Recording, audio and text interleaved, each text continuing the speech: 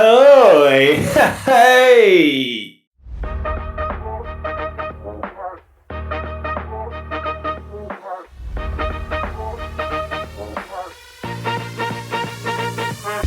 Hey! Hey!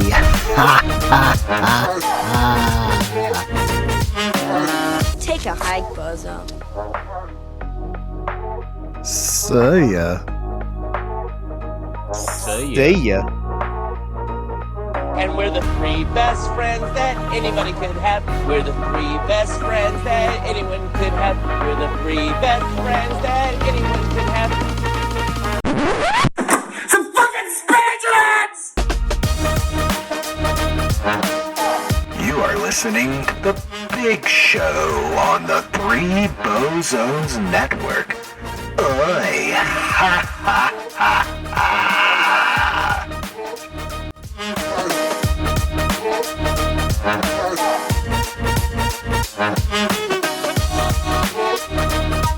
We're back. Welcome back to a new episode of The Big Show on the Three Bozos Network. You know the whole drill. Download, subscribe, yippee-yo. All the social medias. We're on all of them. Just search up Three Bozos. Today, we are joined by Brooksy Boy. What is going on, my friend? It feels like it's been about 5 years since we last did one of these. It has been a hot minute, my friend. How you doing? I'm doing pretty good myself, and yes, it has been quite some time. Fair warning, since the last time I talked to you, I got my medical marijuana card, Brooksy Boy. Ooh, and okay. I may or may not have popped a 10 milligram Concord grape indica gummy about 15 minutes before we started. So we'll see how far on I can get going before I start to sound like, what's his face? Will Ferrell getting tranked in Old School. So you're gonna fucking hurt your neck, man. I'm tired. You're crazy, man. Indeed. So, Absolutely. Having said that, man, yeah, man. Like I said, it's been a long time. I'm glad we revived it. I've been kind of plotting different avenues we can go with this thing, and I figure we try to be a little bit more authentic, a little less nut hut, little less no sound bites tonight. Just straight up me and you chatting it up, whatever the hell we feel like talking about.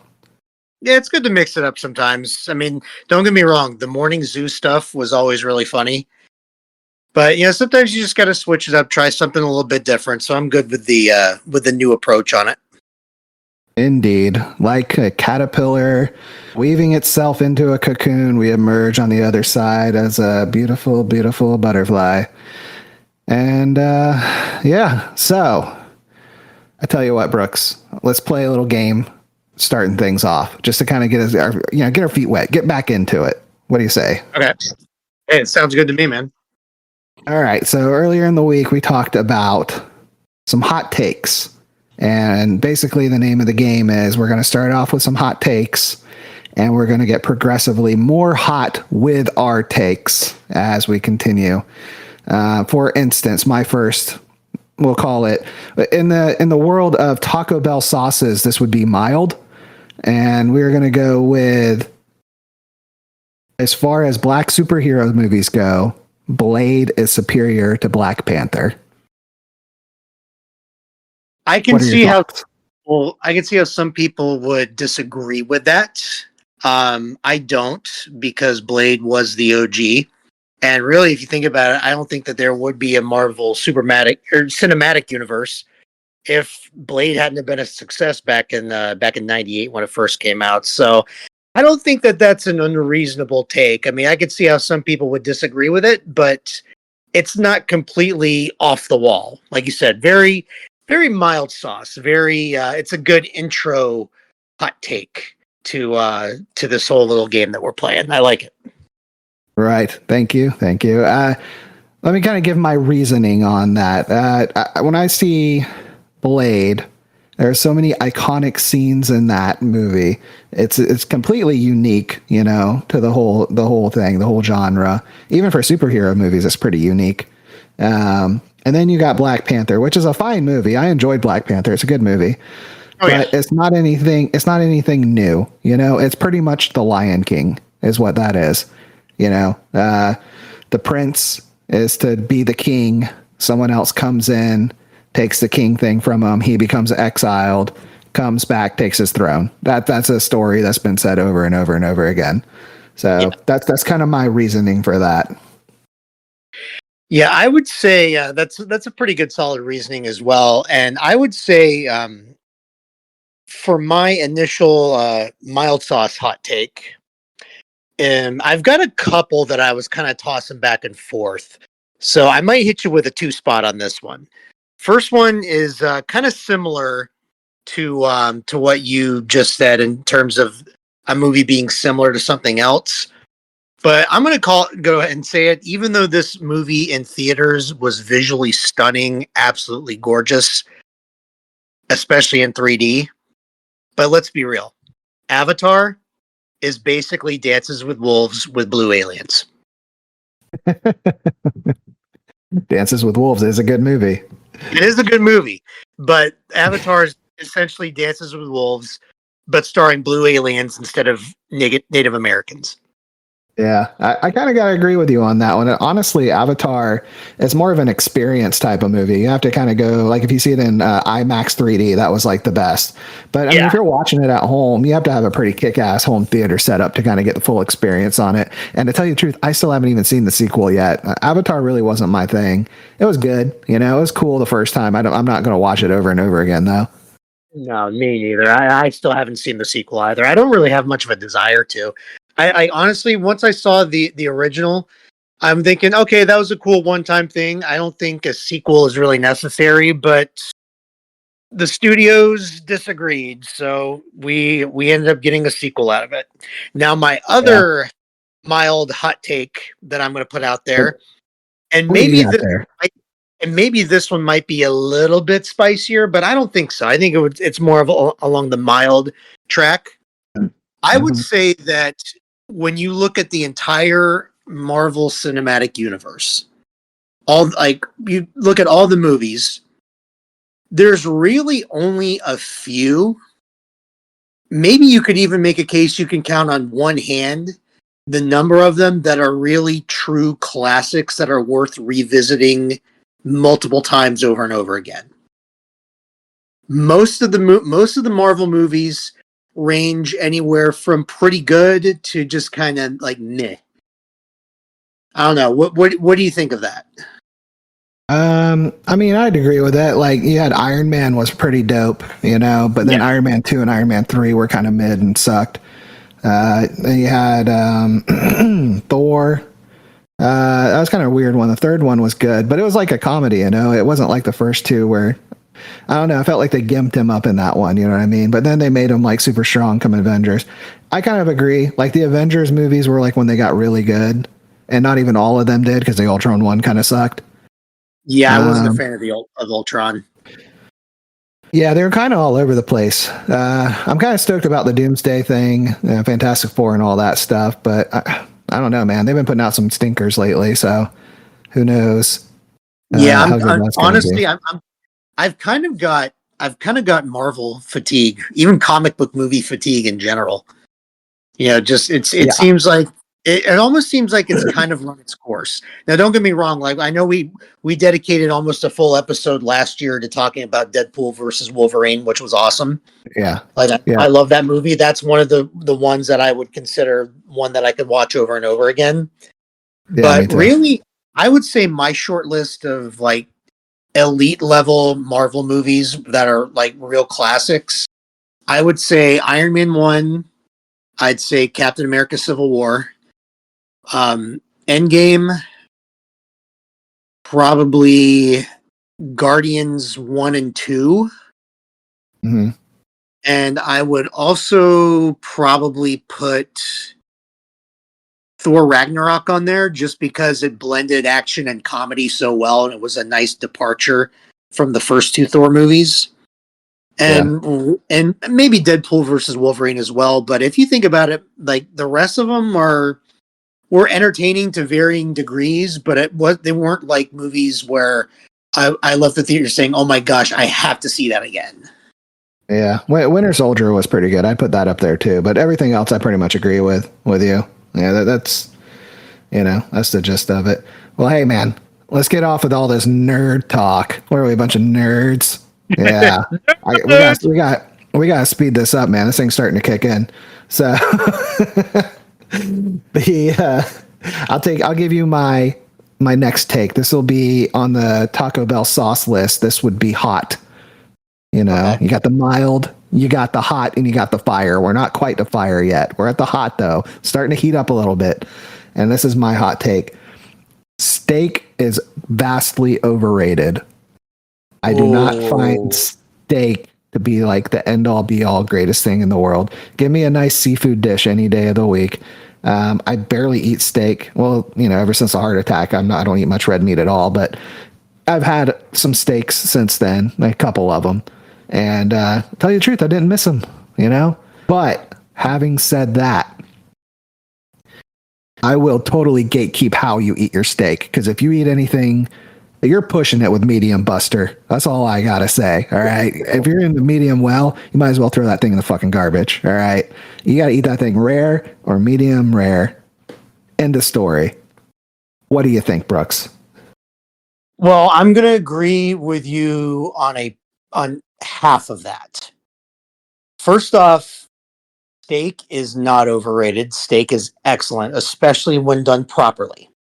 Now, where I do agree with you is how it should be consumed. Medium rare is best, but I will also, depending on how it's cooked, medium is acceptable to a degree, but medium rare is best. Rare is also good, but medium rare is best. Because I don't want to feel like I'm eating raw meat, like the cow just died.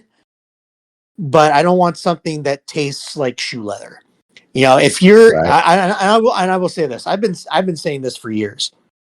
If you eat your steak well done, you are a child.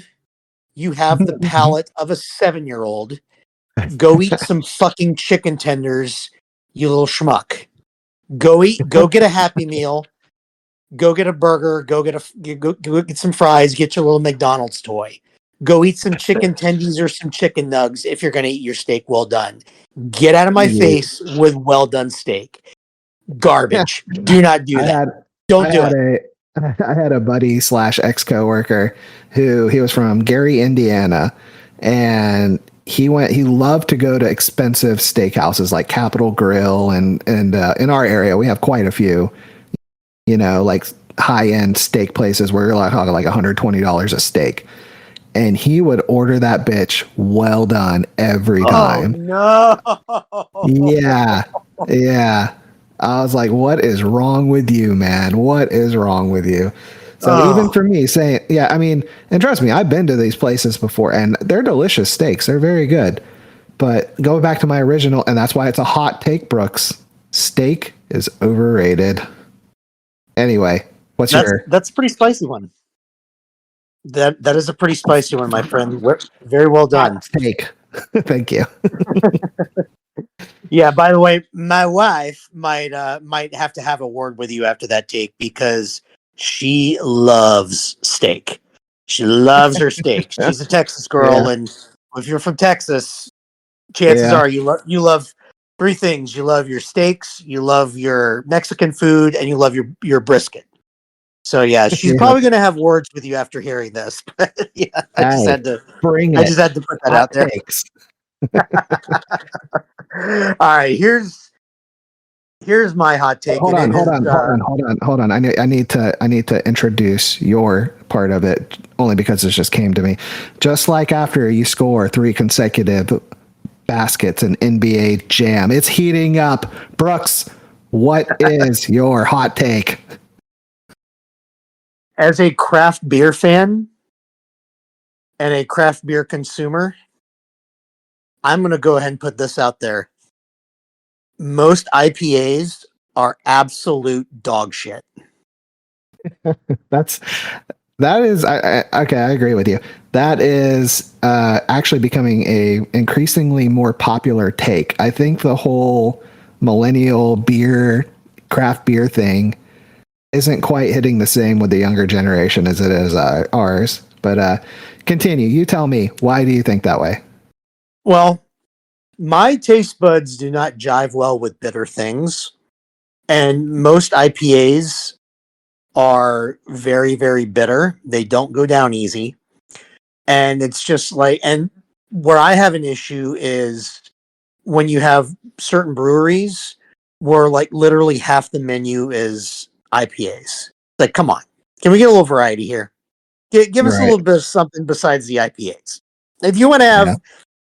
if you want to have one or two, I'm okay with that. You know, I mean, and I will say this: certain situations, for instance, where I'm at in Southeast Texas, um, Cajun food culture from Louisiana kind of bleeds over because we're so close to Louisiana. And so crawfish boils and crawfish in general are very, very popular in this area. And Delicious. I love those. IPAs actually pair pretty well with crawfish. So that would be an Hmm. instance where I would enjoy a good IPA, a good IPA, Yeah. I might say, because I would guess, excuse me, for every good IPA I've had, I would say 12 to 15 are absolute garbage. Yeah. It's basically battery acid with alcohol mixed in there. So Yeah. that's the thing. The ratio is not very good. The comparison I've seen is especially on like TikTok and Instagram reels.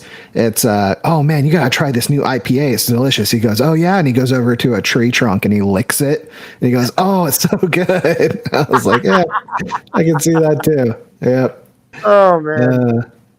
I tell you, a good IPA is a High Lie, and I'm glad they're in most places around us. I do like me some High Lie, but I mostly agree with you, man. I like a mixture. I like to maybe start it off with an IPA just because their high alcohol percentage gets you a nice buzz going, and then move on to something like a wheat beer or something like that. Yeah, go with like a wheat beer or a pilsner or like a hefeweizen, and then Mm-hmm. maybe if you're feeling like venturous, go towards the sours. Usually you can find most breweries that I've been to around here have pretty good sours. And even when I lived in Tampa, the breweries there, a few of them had some really good ones as well. So yeah, overall though, not a fan of IPAs. I know some people are obsessed with them, love them, but even as a craft beer aficionado like myself, I don't understand the hype. I just don't get it. Yeah, yep, yep. Hey, you do like our brewery we went to though, the corporate ladder one that we all Yes. met up at. Yeah, Yeah. yeah, we've been a couple more times, man. I love that place. Yeah, there's a few around. Like next time you guys are in Houston, I'll have to take you to a few of the local ones around here. Yep. Yeah, definitely, man. Yeah, we gotta do plan out a trip soon so we can do that. All right. I guess we're into the last segment, the last portion of our little game here, and the En Fuego portion, the fire sauce in our Taco Bell sauce scale. Here is mine. Tom Brady is not the GOAT. Well, I'm not surprised to hear you say that because being that your favorite team had to deal with him in the same division for 20 years, so I can kind of understand where you're coming from on that one. What team beat them the most, Brooks? Was it the Dolphins? It's the Dolphins. I think they beat them 14 times. I want to say. Okay. I'm not talking about percentage wise. I'm just talking total wins. So, but yeah. Here, do I even need to give a reason? I will, but do I even need to? I mean, come on. Now, I'll actually give you the non-hater version, and then I'll give you the hater version. The non-hater version is football is a unique sport where no one player is really going to change the scales by themselves. Quarterback, of course, has the most influence, but it's not like basketball where you have like a Michael Jordan who's indisputably the greatest player of all time. If anybody says LeBron, they're a fucking idiot. It's not like, hockey's kind of getting closer now too with, give me his name, guy who just broke Gretzky's record. Oh, Ovechkin? Yeah, like him, or you had Gretzky before. It was years, Now, like football is just there's too many variables. Like half of his championships were because his defense was good. Like he wasn't even that great, and it's definitely not his first Super Bowl, or at least the run up to it. It took him a few years before he was like at that same level as some of the other guys, and he has the longevity. To me, he's just a player that played really good for a really long time. He had a couple of standout seasons, of course, but he also had some giant weapons to throw to those seasons. I think, he broke records when he had Randy Moss on the team, right? Even though they didn't win a championship with him. Yeah, they did. Right. So there's just so many variables. To me, I think he was more lucky than good, in a lot of aspects. But and then I will go on the page like, who is your GOAT then? Well, I'm not going to give you a GOAT. You know why? Because it's a team sport, and the positions are just too different to give you one clear answer. There you go. And then my hater reason is because he's gay and I hate him.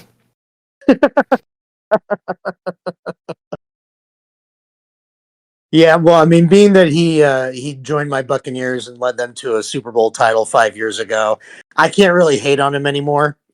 Especially since we actually got to see the Florida man / lighter side version of Tom Brady. It was a little bit more palatable than New England Boston Brady, but not much, just a little bit.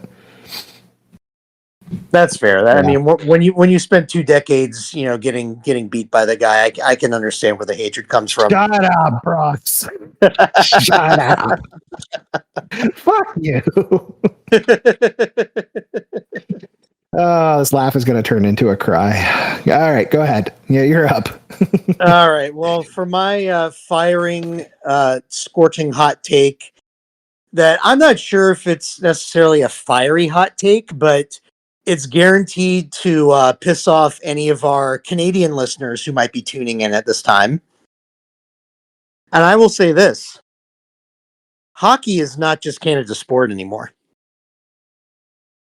Let me repeat that again for our Canadian audience. If there are any Canadians, I mean, usually we only have 12 and a half people listening to this. So if any of those are from north of the 49th parallel, guess what? Yeah, hockey just ain't your sport anymore. It's everybody's sport. All right, it's fair game, bitches. Your take is melt the ice hot fire in Canada, down in America as cold as the ice they skate on. Yeah, pretty much. It's a bipolar on Fuego. Gotcha. Yeah, a little bit.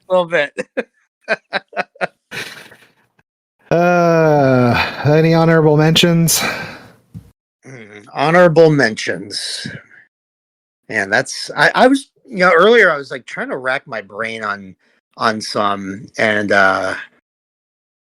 you might have to carry me for a moment while I think of some honorable mention hot takes. Honorable mention. The Beatles are vastly overrated. I don't get it. Yeah.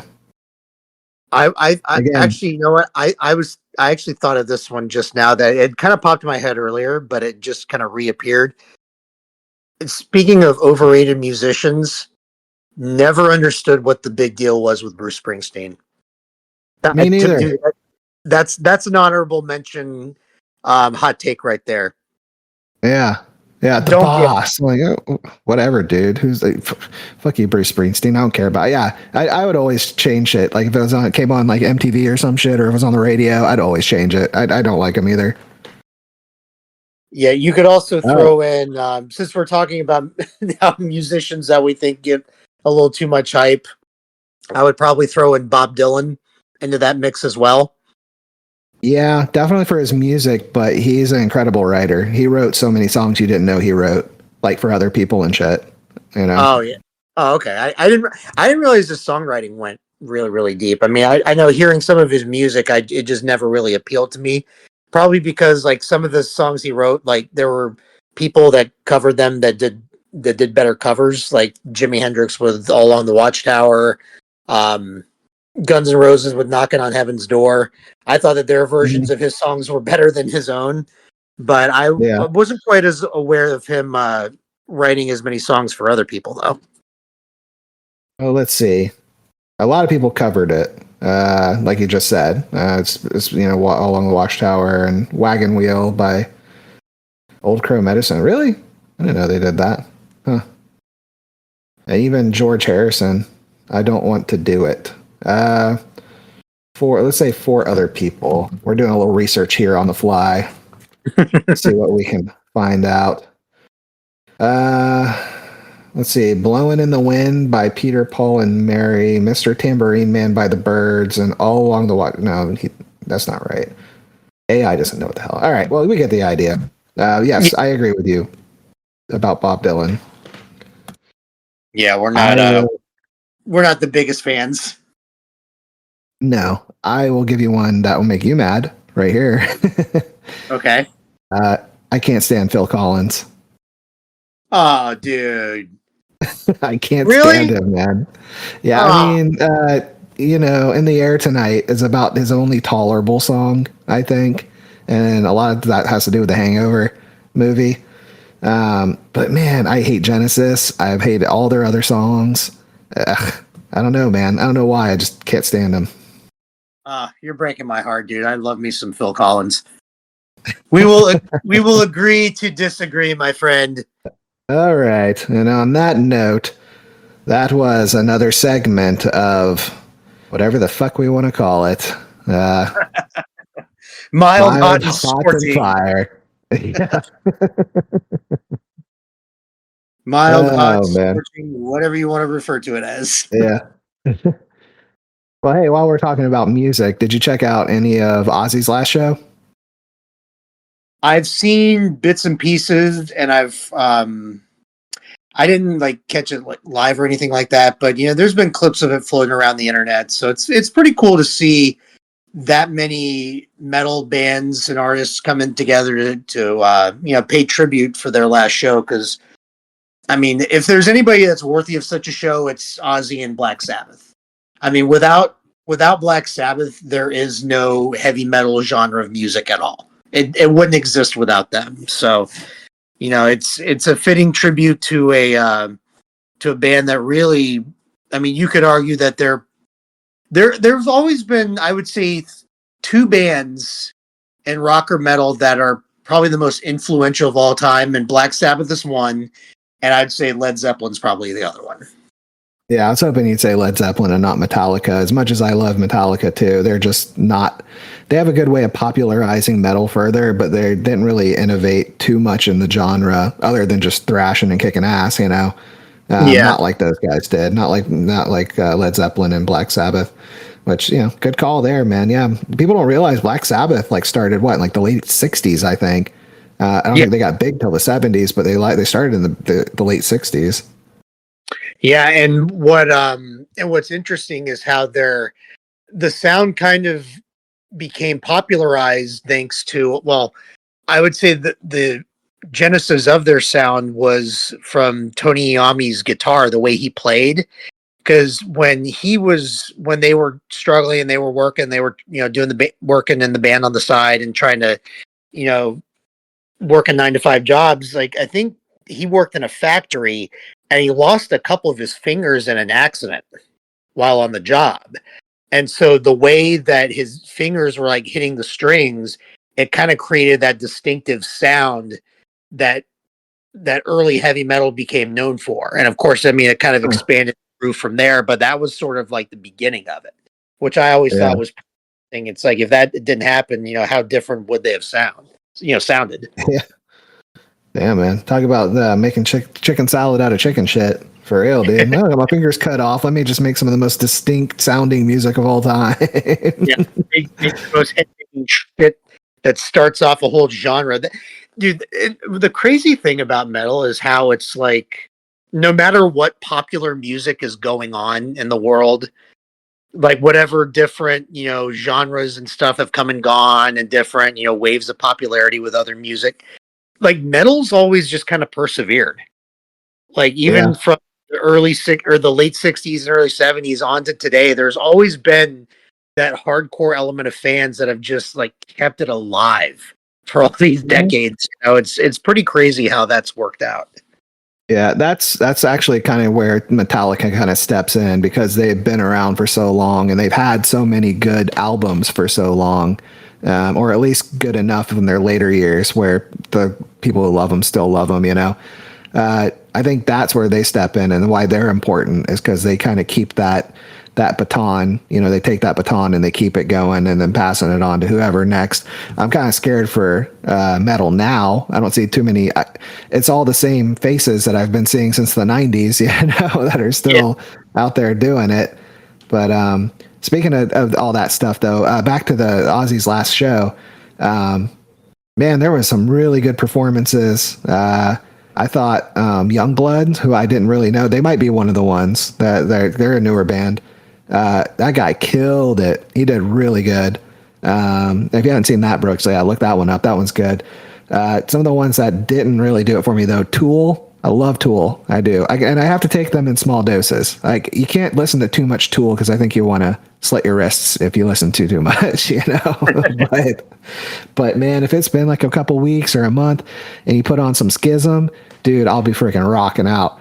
But Tool sounds like Tool. They do not sound like Black Sabbath at all. So for them to do a Black Sabbath song, it just sounds like another Tool song to me. And the other thing is fucking Jack Black, man. If you close your eyes while he's doing Mr. Crowley, it's good. And then you open your eyes and you look at that fat, dumb, mother bearded fucker just like doing his stupid wide-eyed, Jack Blackisms. And it's just like, good Lord, man. It's like the fucking worst. Anyway. It sounds like it's one of those where it sounds like it's one of those where you just, like you said, just look away or close your eyes and it actually sounds pretty good, but just don't look when he's performing. Yeah. You've seen him do pretty much anything musical. He gets that stupid wide-eyed face thing going, which was kind of endearing at first, but now it's just like, it's terrible. It worked during what was that Tenacious D and the Pick of Destiny. It worked then, but yeah. I don't know how well it's aged. I'm glad you brought up Tool though, because they've always been one of those bands where I have to be in a particular mood to listen to their music. Like, it's not easily digestible. It's like, I can't just excuse me. I can't just turn on Spotify and be like, oh, I feel like, listening to Tool right now. It's like, it just kind of has to hit you. Like, where you don't really plan it out. It's just like, oh, I haven't heard that in a while. Bam, there it is. And then it's like, okay, now I'm kind of in the mood for Tool. And then I'll listen to, one of the albums. And then afterwards, I'm good. And I don't need to listen to them for a while. Yeah. Tool, man, they and yeah, you're right. You have to be in a specific mood, but man, their music is so smart. That guy is like, they're geniuses the way they do their shit. I don't know if you know about Schism. The word schism means to split, right? And they took, and if you notice in it, there's two different kind of rhythms, time signatures, and one of them is exactly half of the other, which is, split down the middle, a schism, while they're singing about the song Schism, and then it all comes together at the end. And there's like one other aspect, and I'm forgetting it, on a schism, example of a schism in the song itself. And I was just like, geez, man, how many freaking layers are you going to do on this? Just like fucking Inception, fucking Maynard shit. But man. Isn't that album like, don't they do or have beats in the Fibonacci sequence or something like that? Yeah, I think I heard that too. Yeah. Yeah, I forget. I can't remember if it's the entire album or one of the songs is in the Fibonacci sequence. So, there's a lot of layers and weird, complex shit when it comes to when it comes to their music. But there's a lot of genius behind it. It's just that it's very, very layered, and you just have to be in like a certain mood for it. My my Yeah. my Yeah. advice is if you're listening to Tool, just stay away from Tool fans on the internet because they're all insane. And it's just like Tool is like the greatest band ever, and they will never shut the fuck up about it. Yeah. So let's just say I know somebody who dated somebody who was just that's all they listened to was Tool. And this person was like just constantly always listening to Tool, and they weren't exactly very sane, if I had to say in a nice way. So I agree with you. They're all crazy. If you listen to it too much, you're crazy. Say again? I said probably not a very well-adjusted person. Probably not very social. All right. Well, hey, to put a bow on the whole Ozzy thing, and then at the very end, he did his set, and he had to sit in a big throne they made for him because he can't stand, I guess. His Parkinson's has progressed too far, and he did "Mama, I'm Coming Home." And he was getting emotional, like while he was doing it and everything, if you like listen to the words and everything, yeah. So it was a pretty good moment, really good send off for him. Yeah, it won't be another Ozzy. He was never really my favorite, but man, he had some kick ass songs, and I do appreciate what they did for the genre in general. Oh yeah, I mean, just the stuff with Sabbath. And then, of course, after he lost his gig with Sabbath, when basically they fired him for doing too many drugs, and then he made the solo comeback. And then when he made the solo comeback, that's when Crazy Train hit, and that's when he had Randy Rhoads as his guitarist, and everybody at the time was like, "Oh my god, this is fucking amazing!" And it was amazing. His solo stuff was just as iconic as what he did with Black Sabbath. So it was like, if you go back, I mean, there's just really so many great songs, and even some of his more modern day stuff that came out probably about 10, 12 years ago it also holds up really, really well too. So he's definitely one of a kind. Definitely a very, very unique character that seems like he was born to be a metal singer.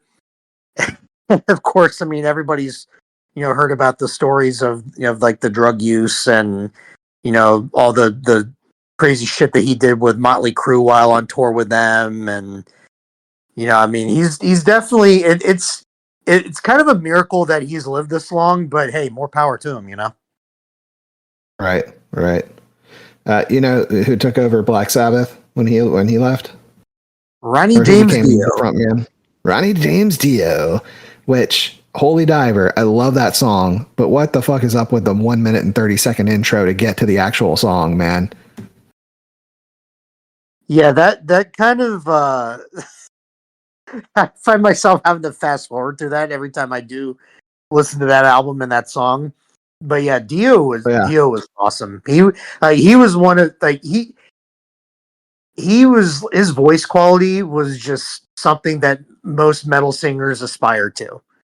Dio was definitely one of a kind, and he did so many. I mean, it wasn't just in a solo band, but he was in Rainbow with Richie Blackmore, who was, of course, originally in Deep Purple. And so, I mean, he did that. He had his solo stuff.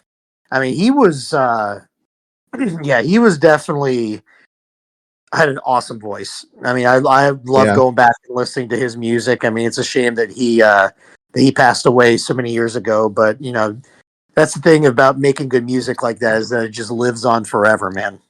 Yep. 15 years ago, actually, was when he died.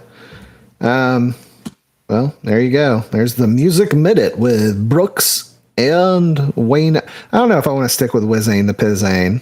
I don't know. What do you think? I kind of want to go with Wayno. That's what my cousin used to call me growing up, Wayno. And then I went to I got invited to a WWE pay-per-view once when I was younger, and I wrote on a sign Wayne O'Mac and held it up, and I was like, hell yeah, that's back when Shane O'Mac was jumping off the top of the Hell in the Cell onto a announce table. Dude, he was nuts. He was he was always one of my favorite. I always had the most my favorite wrestlers were never like everybody else's favorite. Like Chris Jericho is probably my favorite wrestler of all time. Love Chris Jericho. He's kind of a shadow of himself now, but dude, the guy always had a good bit. And then Shane McMahon I always loved watching him too. I mean, the dude just he said, look, I'm like, all these guys put their bodies on the line for my dad. Like, I'm gonna do the same, and more power to him, because he took some crazy ass bumps over the years. He did some things that was some daredevil type shit. It's like, dude, oh my god, what are you like? Is he trying to get himself killed? What are you doing here, man? Yeah, I know, man. He was always jumping off of shit. The dude was crazy, man. And you're right, didn't have to do that at all. Just did it for entertainment's sake. Yeah. So, and it kind of reminds me of what kind of led up to that, to the Shane O'Mac doing all that stuff. Was I saw the latest season of Dark Side of the Ring, and the very first episode of the newest season was a look back at the Mankind Undertaker Hell in a Cell match from 1998. Yeah, and just seeing them, talk about that match, and everybody that was involved in it going into detail about it. I mean, it was like if you think like from a technical wrestling standpoint, that match really wasn't much to talk about. But just from a pure entertainment spectacle and the pure shock value of it. Because if you think about it, up to that point, like, yeah, you'd seen some high flying stuff off like the side of a steel cage and stuff like that, but nobody ever would have fathomed in a mainstream, WWE match for someone to get thrown off the top of Hell in a Cell. Like that was inconceivable until Mick Foley actually did it. And then everybody was just stunned when it happened. Like you could sense the chaos in the crowd and just the stunned reactions. And even Jim Ross's call is so iconic too. I mean, it was one of those matches where it was just like you could tell. And I don't remember seeing it live, but I remember seeing like a video of it like not too long after. And I remember thinking to myself at the time, like, that match is going to be talked about years from now. And look at us almost 30 years later, and we're still fucking talking about it. Oh, yeah. It's like one of the most memorable things of all time, man. You got the Hulk Hogan body slam. You got the Hell in the Cell, There's just been, one after the other. Tons in the Attitude Era. Fucking Jeff Hardy doing a swanton bomb from like 50 feet up in the air, like all sorts of crazy shit. But Cactus Jack. So, talking about Mankind, Cactus Jack is kind of known for the whole tack thing, right? Like he was always like taking tacks. Do you know how they do that? Like what the secret is? Basically, if I had to take an educated guess, I would say the secret with the tacks is to make sure you're landing on the largest pile of them. Or you're very close. No, you're very close. It's all real. Those are all real tacks that are really sticking in people. So it's not like they're fake tacks or it's like they're actually piercing them. They're normal tacks. And the key is that you have to disperse as much energy across your entire body as possible with it. So you want it to be spread out instead of all centralized in one area. Right. And apparently they all say it's not that bad. It doesn't hurt really. It's when they take them out that it hurts. But it's not that bad. One of the gnarliest ones I saw, and I've seen Cactus Jack take a ton of them, was Randy Orton fighting against Cactus Jack actually, which is kind of funny. Or maybe he was just going by Mick Foley. I don't know. I think he took a bet. Huh? I was going to say, I think think around that time is when he was just going by Mick Foley by his real name. Right. Yeah, that makes sense because he was the legend. Randy Orton was a legend killer, so he would kill the Mick Foley legend, not, any one of his personalities. So, yeah, man, he did a backdrop. Randy Orton did and landed. And you know him, man. He always wears a little tiny, he's like completely exposed. He doesn't have clothes or anything that he wears other than his little Speedo. And dude, it was like his entire back and the back of his right arm, like the tricep area, like all of it. Like they were like touching each other. They were so close, and it was in his entire back. I've never seen somebody take one like that before. That was like, whoa, dude. But apparently, he said it didn't hurt. I think I remember seeing that. I might have to go back and catch a YouTube video of that, but I think I remember what you're talking about. It was probably in the era after I had really stopped watching wrestling regularly, because I think I stopped around like 02 is when I really kind of quit watching wrestling regularly. But I remember seeing like clips and hearing about stuff like that. And I do remember, I think, seeing that bump that you're talking about. Yeah. That was a pretty gnarly one. But, yeah, man, fucking crazy. Well, that's about all I got, man. You got anything you want to talk about? I don't know, man. We've covered a decent amount. Just, I kind of like the format we got going. Just kind of bullshitting, stream of conscience, or whatever you want to call it. Just kind of basically flowing along with it, man. I like it. Yeah, man. I know. I like it too. It's we got some little guide points that we can go by, but for the most part, just kind of flow it out. I tell you what, man. One thing I don't want to get away from in all this is the day in history and the little thingy I would always do. So, what do you say? Do you want to do a little day in history with me? Absolutely. I think it's good to keep something from the previous format. Yeah, I'll probably keep the intro too. I kind of worked hard on that. I don't want to get rid of it already. at least for now. Maybe I'll come up with something later. But all right, well, it's time for a day in history. Businessman and philanthropist John D. Rockefeller, born in 1839. Gone with the Wind actress Vivian Leigh dies in 1967. Atlantis is launched as final mission of U.S. Space Shuttle program in 2011. Former First Lady and social activist Betty Ford dies in 2011. Former Japanese Prime Minister Shinzo Abe assassinated in 2022. And we have a quote from Betty Ford. Change by its very nature is threatening, but is also productive. Well, right now we're experiencing our own change. And while some people would say it's a natural occurrence, sometimes it's threatening. But you can take that smile and turn it upside down and make it productive. So, this is normally the part where I say, don't forget to follow, subscribe, download, yippee, yo, all that other bullshit. You guys have all listened to a podcast before. You know how this shit works, right? Subscribe, download, whatever. Do the thingy so it pops up in your notifications. So you say, oh, another episode came out. You guys aren't fucking idiots. You know how to do it. And social media stuff, there you go. It's all there. Three bozos. What you got, Brooks? Any little parting words?